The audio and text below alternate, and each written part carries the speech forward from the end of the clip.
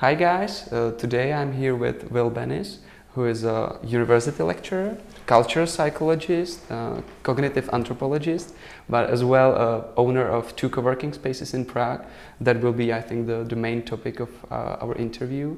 In the beginning, Will, why did you move to Europe in the first place?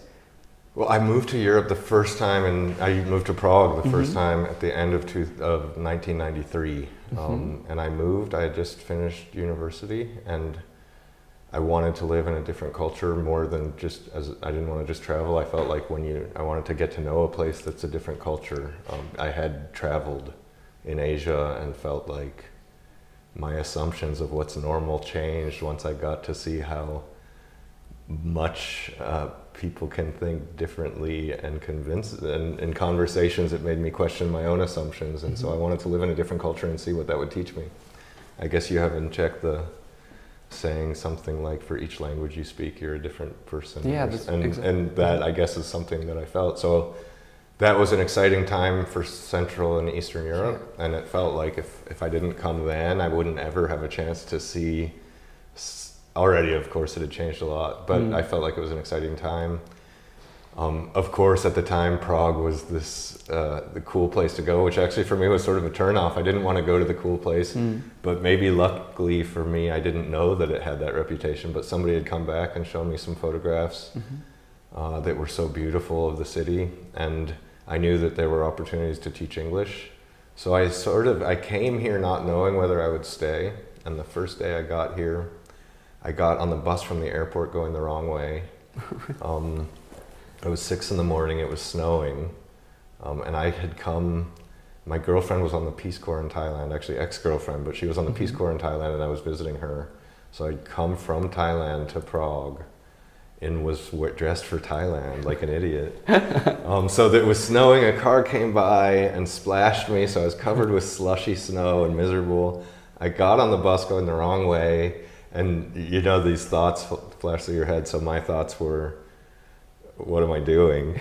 And then some basically babichka on the bus looked at me. I think she could just tell I was lost. And she said in Czech, you know, I don't remember, I'm making it up sort of, but somehow I said center, she said centrum, and I said centrum, or I don't know, and she's like, pointing the opposite way. She got off the bus with me, walked with me to the other bus stop, waited for me to get on my bus, got me on the bus, and then when I was in Vinohrady at a youth hostel there, and that morning at 6 a.m. I'm walking in Vinohrady trying to find the youth hostel and seeing these beautiful old apartment buildings, and after the woman was so nice, I thought, I'm gonna stay and give it a try. It was kind of impulsive, but that's the first time. So I stayed here for 2 years, and then I went back to the U.S.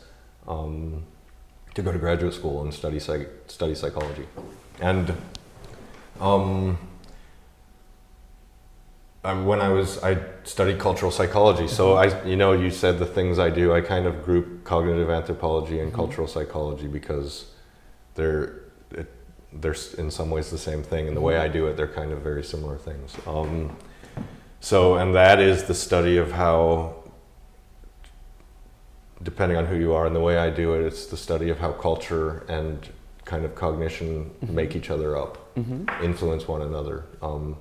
And so while I was going through this education, I was figuring out what I'll do for my dissertation, and I decided to come back to the Czech Republic because it was the culture I knew better than any other besides the US, the American culture. And do research here. So I came back in 2001 for a little over a year to do my dissertation research here. I already had a project and knew what I was going to do. And I met my wife here during that year, and she's Czech. And then we went back to the US. We went to Berlin for a year, and we went to the US for 5 years, just research related. And I had made a promise when we went to the US that if she didn't come to like it after we gave it a chance, I would give a chance living in the Czech Republic. So after 2 years, she didn't like it, but she still gave it more time. So after 5 years, we decided to come back here. And I was ready to leave academia at the time. So that's when we came back again. I know that's a long answer to your question, but we came back again then in 2000, at the end of 2009. And it's a perfect answer, and it's a nice story. So you came back and you wanted to leave academia. Right, and I also kind of coming back here made the decision easier. It was a really hard decision. I was thinking about it for a long time. And did you wanted to start your own business at the time? What was it, an option or? It was so. I mean, it's really all related. So coming to the Czech Republic, not being fluent in Czech. And having a long time invested in a very specialized area where it's kind of academia or consulting about, because it's decision making that I study, so it does have business applications. I didn't feel like there's a lot of options besides entrepreneurship. But that said, in some ways I feel like entrepreneurship really appeals to me. In some ways it doesn't. The ways it appeals to me is I like the idea of creating something that has value, that has meaning. I'm creative in a certain way. And a lot of people are. I mean, I know everybody has ideas all the time, I guess, but so I'm always thinking about, that would be a great business. I'd love to do that. This would be meaningful.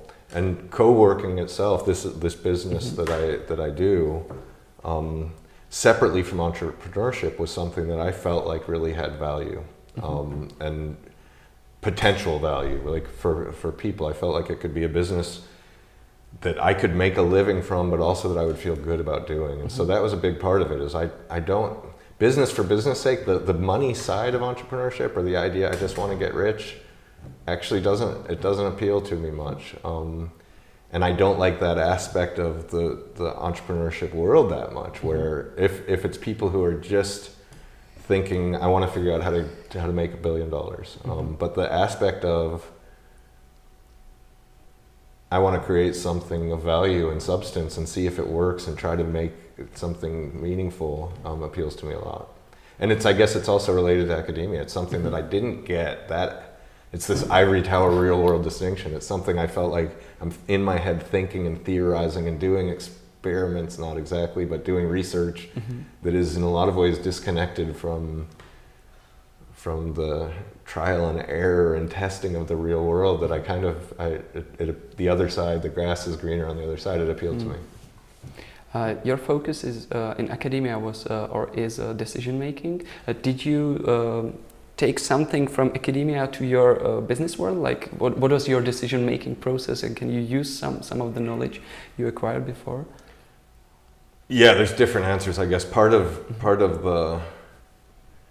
the decision-making research I do, decision-making is a pretty specialized field that you wouldn't know unless you study it. So it's a lot, there's mathematical models of cost-benefit analysis and maximizing expected utility that are very removed from, I think, what most people think about when they make decisions. And I was particularly studying cultural and environmental influences along with cognitive influences. So how does the environment influence how you think? How do your particular beliefs and your particular cultural environment influence the processes you use when making decisions? And co-working itself, to me, so that background influenced how I think about decision making, and a big part of that is this idea that, especially I think in the West, I don't want to get too analytical or academic about it, but especially I think in the West, we have a sense of this autonomy or individualism where you're making the decisions, and if you're not, then you're a less rational decision maker, or you're a less good decision maker. And part of my own background and experiences convinced me that part of that's just an illusion, that we know our own internal influences why we make decisions, but the environment, your upbringing, all these things have a huge influence on how you make decisions, on what decisions you make. So co-working for me is partly that idea. There's a lot of challenges in making decisions, and it's not just making decisions, but if you're as a graduate student, it was the same thing. If I'm trying to write my dissertation and sit down and just do those things, so make those right decisions in a sense, or right actions more, and I'm putting it all on myself. it's almost a recipe for failure. So if I find people I can meet up with and write with, or I find I go to a gym every morning, or I have a mentor who makes me meet with him once a week and report my progress, or there's a supportive social environment. All those things, I think, are really the difference. And even the people, the individuals who make that difference are the ones who select and make sure they get those things. So that my sense for co-working was to help, how can you help facilitate people, not necessarily making better decisions, but at least doing better work by helping to provide aspects of an environment that promote that. In terms of decision process for coming out here and starting a business, I'm a almost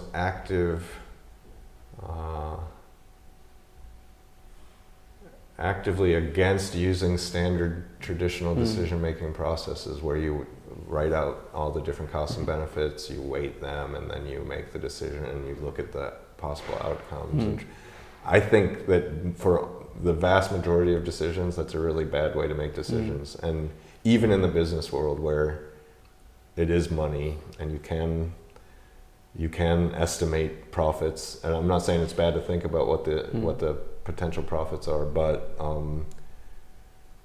we have so much more information that does come down to intuitions and to feelings that actually are valid in a lot of ways. So my decision to start this business was, I think, first and foremost, meaning. Like, how much meaning did it have? Also, did I think it was viable? But my thought of it being viable was really, it wasn't sitting down and writing down a bunch of numbers. It was, there's clearly a market for it. Was just this sense, I know too many people who are independent workers who have incredible potential, who aren't doing as well as they could. Not because of their own potential, but because they don't have the self-discipline, or they don't have the right environment, or whatever. So to me, it felt like there's certainly, if I talk to 5 friends and 3 of them who are freelancers and 3 of them say, I would love to work in a place like that, there's got to be a market. I felt like. I think now is the time that you can say what is co-working exactly for people that don't know anything about it. Sure. So co-working is basically working together with people who have the choice to work pretty much from wherever they want, as long as they have a desk and an internet connection, but miss that or would prefer to work around other people. So what that turns out to be in practice varies a lot. You could just meet people in their living room and sit together on a laptop, or you could work in a very non-social, you could work in a cafe where you're not talking to anybody, and that could be a kind of co-working. Co-working spaces, it's a name for a kind of business now that is based on trying to serve this market of freelancers, solo entrepreneurs, other independent workers who, for the most part, could work, either they work for a company where it's all knowledge work, they can do it over the internet, and they maybe even live in a different country, or they're their own bosses and they could work from anywhere, but they have kids at home, or they have a relationship at home where they have a hard time separating work and family life, or they procrastinate when they're by themselves, or they just start to feel depressed when they're working by themselves, or they need a more professional office because they're meeting clients. The spaces themselves turn out to serve a lot of different people, but the main idea is I work better, or I'd prefer to work, at least sometimes, in a social environment where I'm around other people working. It's sharing knowledge. We have most co-working spaces, as does Locus, have events. Some are just for fun and trying to help members get to know each other better. Some are for professionalization that are related to what are the challenges with being an entrepreneur or being a freelancer. Some are just to get rituals in the space. So we have a coffee break every week where members can know that they can sit at 4 o'clock and chat with other members. Sometimes there's a talk during it or something. I don't know if that's a good answer, but It is, it is. So you saw this potential or this opportunity, you make this decision, okay, I'm going to start this co-working space. What were the first steps you undertake? Well, I take it you're going to edit this a bit. If you think it's useful, I can talk a little bit more about what made me want to open a co-working space. I don't think I've really talked about some of the biggest reasons, but maybe I have. But yeah, I think you had like. Okay. So can I touch on that again? Because there's some main influences that I know I didn't talk about. So one was as a graduate student, I talked about. The other was I was here visiting because my wife's Czech and I have kids, and we were here visiting her family at some point. And when I was in the airport leaving, I met with a friend of mine because I used to live here. And he mentioned that he said someday everybody's going to be working just from the corner office. They're going to leave their flat and go down to a corner shared office. They're going to log into their company, and they're going to work alongside people who are working for their companies all over the world. And I don't really believe in predictions, but it intrigued me, and I had for a long time been thinking I had looked for co-working before knowing the word. In 2001, I guess, I was looking for a place where I could work around other people and couldn't find anything. So when he said that, I thought, I kind of think that's right. But could you have a single location? Is it like a fax machine where you need hundreds of these before it can actually work? Or could you have a single location on one person's block that people from that block could work from? And there was, at some point, I had the sense, yeah, why not? You could. And so this was in 2005, maybe 2006. I don't know, but it was a while ago, and so I looked on the internet for anything like it, and it was actually probably months before I even stumbled upon the word co-working and found this Google group that existed.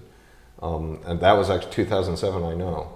So it was 2007 when I thought I want to open a co-working space. That was almost 2.5 years before I moved here and actually started to try to do it. But I was researching it, I was meeting with people, I traveled around the US and visited co-working spaces. I wasn't sure I would do it in Prague, I thought I might do it in the US. And to me, I thought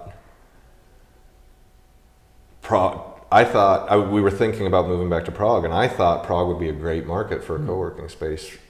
If I, as an expat, as an English speaker who speaks some Czech but isn't fluent, wanted to start a business, I thought co-working could be a great business because there's a very big international community. There's also a challenge if you live here and you're not Czech or if you are Czech, but especially if you're not Czech, to moving to any new country if you want to start a business. If you want to live there and work as a freelancer, there's so much bureaucracy that you have to work through. And so I thought Prague would be a great place for a co-working space that helps make it easier for people to kind of get integrated into the local culture, and on the other hand, the opposite. So for Czech people who want to have more of a connection to an international community, it's a very international city. My experience with Czechs in Prague is that English is great. Czechs travel a lot. Young Czechs travel a great deal and are very interested in connecting to the rest of the world. And I thought it would be a great business. So that's a lot more backstory on the decision to come here. But that was a big part of it. I thought this would be a great business. We decided to come here. And before I came, a friend of mine told me that there was another person thinking about opening a co-working space. So like 6 months before I came here, I got in touch with him. And he's a person who does these jellies, or used to do these jellies in Prague, which are these kind of just informal, you meet at a cafe and co-work for the day. And we talked, and that didn't work out for reasons that I don't really even know myself, but it didn't work out. And the hub was already in the process.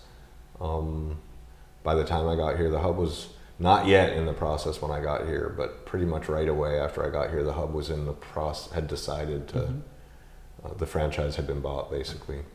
So there were other co-working spaces opening, but I felt like the kind of co-working space I wanted to do, which was really not as much targeting events and networking as the kind of social, psychological aspects of how can you make an environment that helps people do their best work.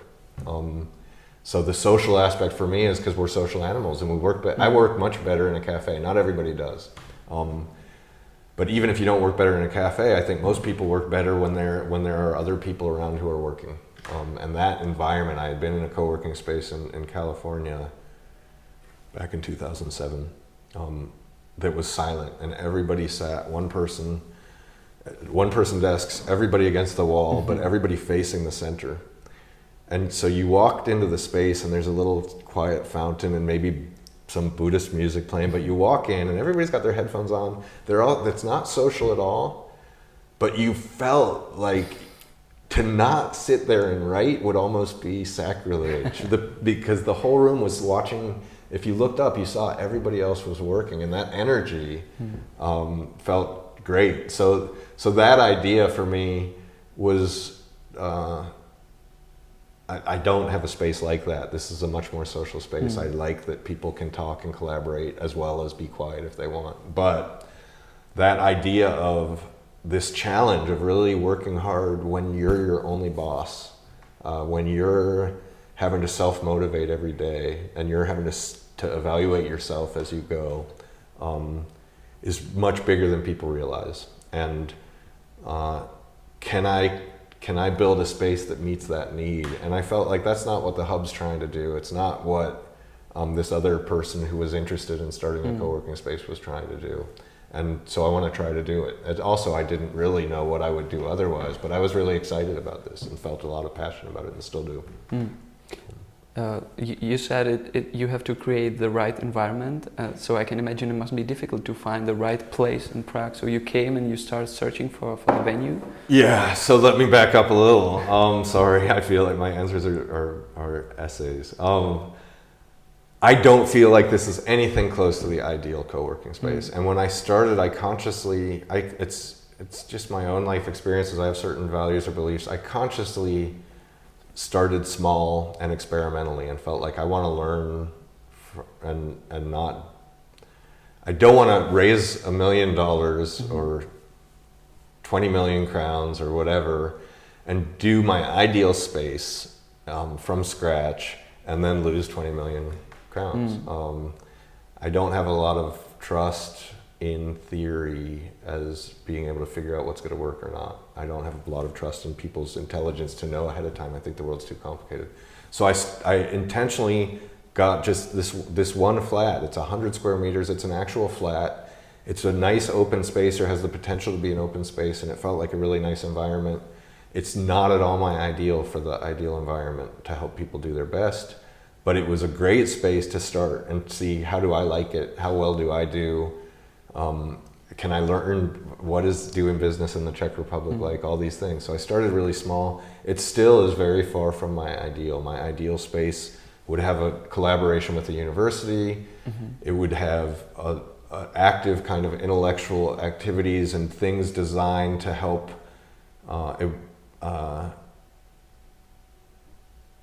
all kinds of choices for people to help them kind of choose the environment they want to help, that works best for them.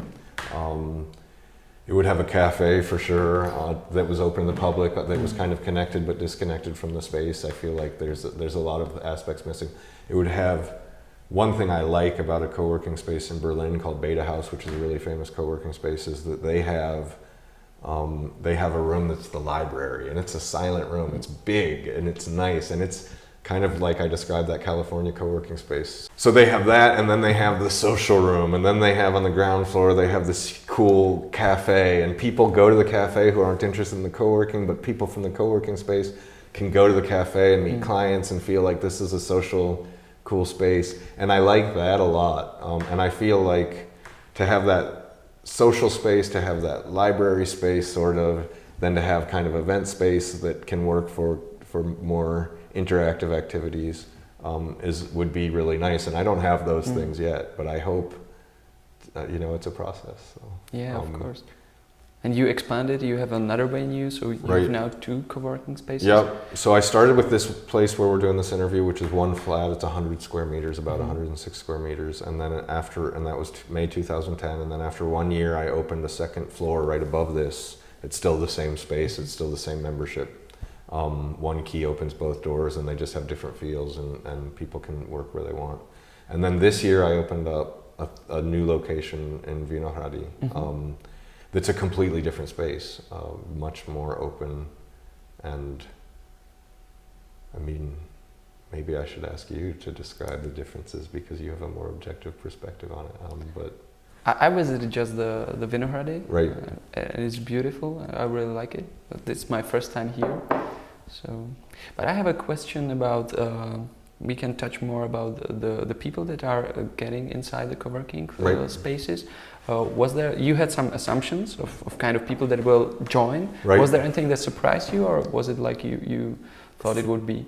For sure, things surprised me, and it's one of the. So one surprise is that ideal market that I had in mind is clearly not even close to the main market of people who join. And part of it is this idea of a space that helps you. People aren't looking, at least openly, for help, and it almost sounds like a stigma to say you need help.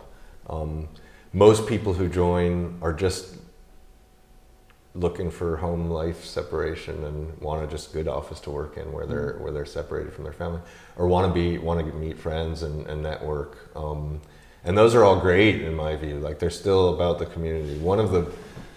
It's not exactly a surprise, but because I didn't say I don't think this will happen. But one of the challenges is there's a large group of people who join just because they want a cheap office. And they'd rather mostly be left alone.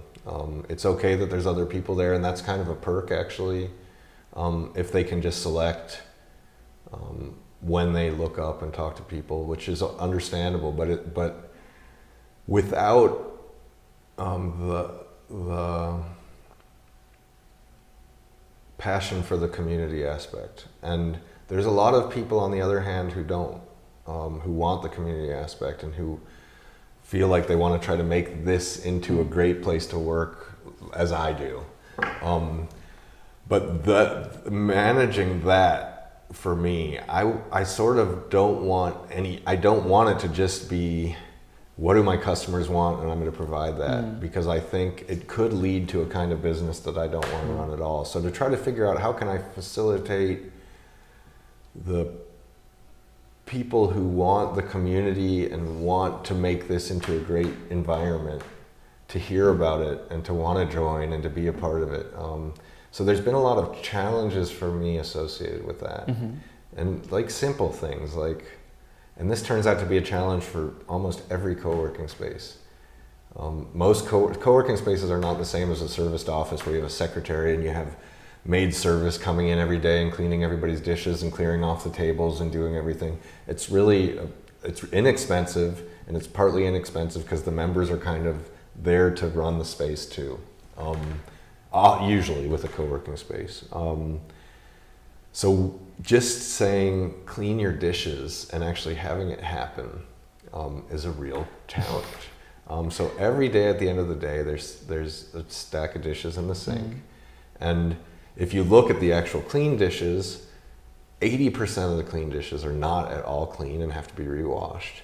And I'm really saying it because it's kind of funny, because it's not mean-spirited, and it's not even people who don't, it's not that people don't want to clean their dishes. It's almost this prisoner's dilemma isn't the right word, or it's a kind of game theoretical problem where once enough people are not doing it, you're just a sucker if you clean your dishes. And to try to change that has been one of the biggest challenges. Dishes are just a metaphor for a bigger sense of when there's a big group of people who are all kind of autonomous, how do you get a sense of personal ownership to be the norm?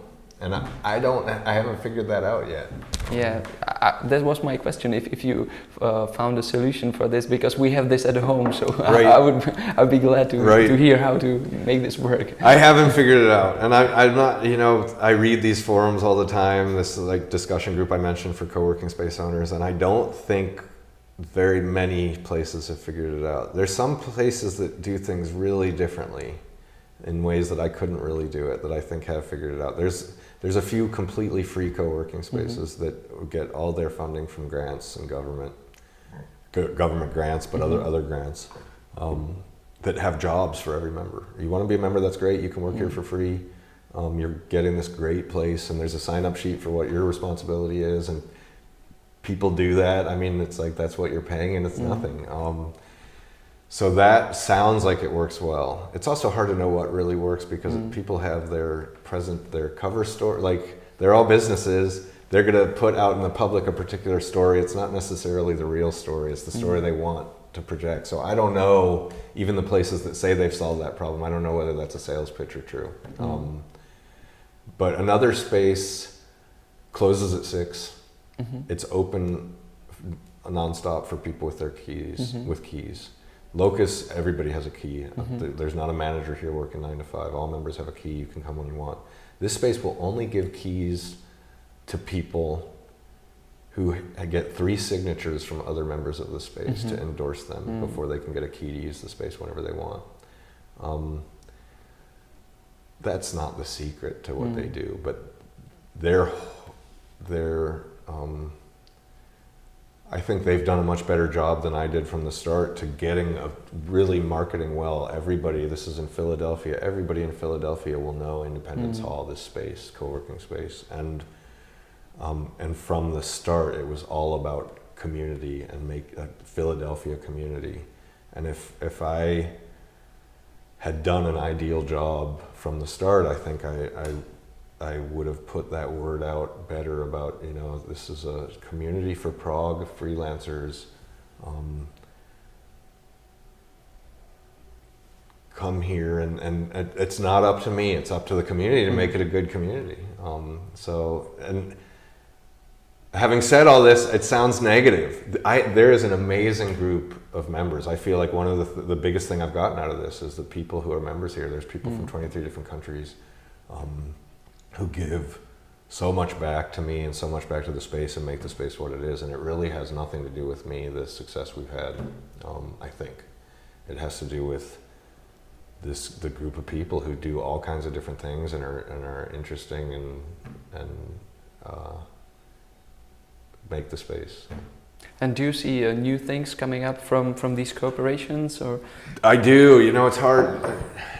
It's hard for me to know for sure. We've done interviews with a bunch of members to try to find out, because I have an academic background and I want to know this stuff and I want to try to understand what works and what doesn't. So one of the questions we ask is, have you collaborated with other members of the space who you didn't know before you started? And I don't have the numbers right now, but I think the people who've been members for 3 months or longer at the time we did these interviews, I think it's around 80%. And that was more than just looking up and asking questions. It was actually doing work together on a project. So to me, that's great. In terms of, was that your question? So those things happen all the time. If I hadn't done those interviews, it was actually a student came over from the US and worked with me, and he did the interviews, and another student, she did the interviews, but I worked with them.